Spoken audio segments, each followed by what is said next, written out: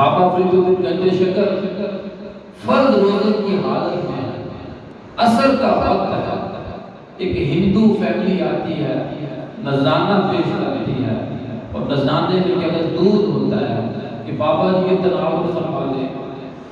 بابا فرید الدین، میں بتاؤں کہ اس خطے کا حکمران کا جو بننا ہے اس کا کنٹرول بابا فرید الدین کے پاس۔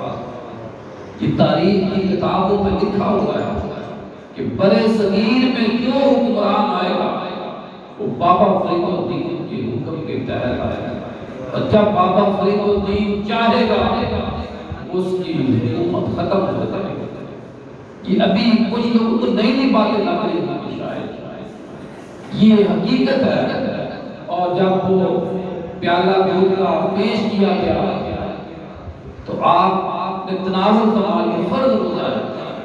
لوگوں نے کہا اے بابا جی آپ نے نفلی جو نہیں فرض روزہ توڑ دیا ہے، اور قضا جو ہے یہ بھی مشکل عمل ہے۔ تو کہا کہ بھائیو روزے کی قضا ہے، دل توڑنے کی قضا نہیں۔